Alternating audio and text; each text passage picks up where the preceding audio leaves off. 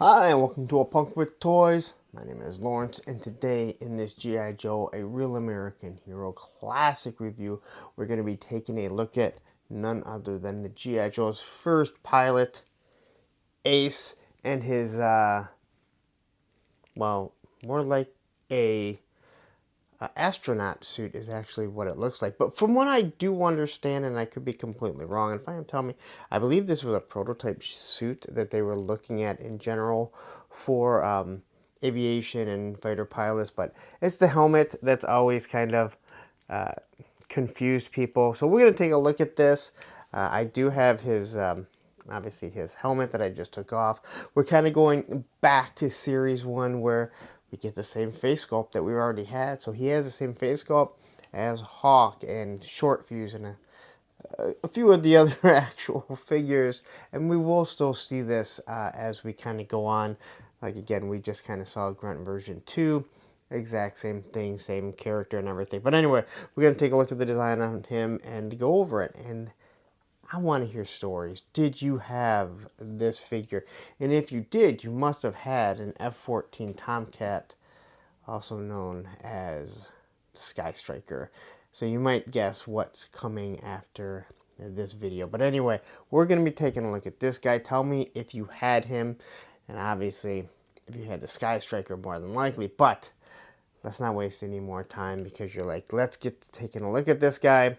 But before we do, you like this type of content, you've really been enjoying these classic reviews of G.I. Joe, Real American Hero stuff that I've been doing. So take a second, hit that like button, hit that subscribe button, hit that bell notification so you're notified every time I drop a video like this. Alright, so here we have Ace, and let's be honest, he always seemed like a kind of a weird design because of the helmet. Again, we would see pilots in different military movies or different stuff like that. And we know that they never had a helmet like this, so I think most people thought of this as a space suit. I don't fully know the story of it. 3D Joes might have it, even Yojo.com, they may have it. So, but anyway, we'll start off by looking at this helmet here, and as you can see, it has a clear visor. Up on the top, it has a little bit of texture to it. Maybe that's supposed to be a heads up, if they even knew what a heads up display was at the time. But even on the back here, we get a little bit of detail, including what looks like a couple little vents right there. Maybe this is where it's going to latch because it obviously needs to open. This is stuff that I can tell you that I have never noticed. And we'll pop this off and we'll just quickly take a look at the head. And once again, we're back to reusing different head sculpts. This is Short Fuses, Steelers, Hawk version 1, and a few others. So quickly here, we'll look at the texture of the hair as we kind of pointed out before. Now this is not my original one just before, just so I can reiterate that. The hair looks good. This figure's really, really good shape. Eyebrows up there. Again, the eyes, they're always painted right on the top with a nice little dot there. And look, on this one here, you can really see the detail in the face sculpt. All right. Right up here, you got the nice mouth and everything. So then we go right down here to the bottom piece of the suit, because this suit is actually all integrated from what I can tell. But it doesn't look like it's supposed to be a super hard suit, and I think this is why people saw this more as an astronaut uniform. All right. So underneath, you can see it has some sort of red, and he has this overlay on it. And here we can see with the two latches that are going to hold this together. It's got a nice little pistol. I would assume this is some sort of breathing apparatus or ventilation is into the helmet. Once again, leading to making it look like this guy is more of a an astronaut than an actual fighter pilot. Here we have a small knife that is sheathed in up here, and underneath here we can see the red of the actual suit. All right. And then on the side, you can kind of see the same type of bubbles here. So this is all going to be held together. And on the back, we have some sort of device that I would assume is supposed to maybe plug into the back of the Sky Striker. Because this would have to be, you'd have to have a co-pilot or some sort of ground support, do whatever this needs to be. So maybe there's a way that this is supposed to plug into the Sky Striker. I don't know fully. If you know, please tell me in the comments. Here we get a couple little pouches per se.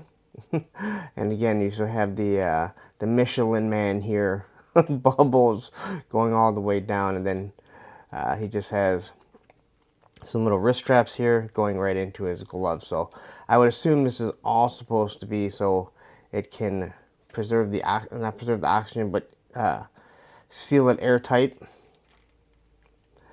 Then we get down to the belt. All right, now this was always, you know, again, this is hard to tell exactly what it is. This really looks like he's wearing underoos. Yes, you guys all remember underoos. But that's kind of the look that it gives. But you can kind of tell up here, whatever this is, it might be a harness strap or whatever.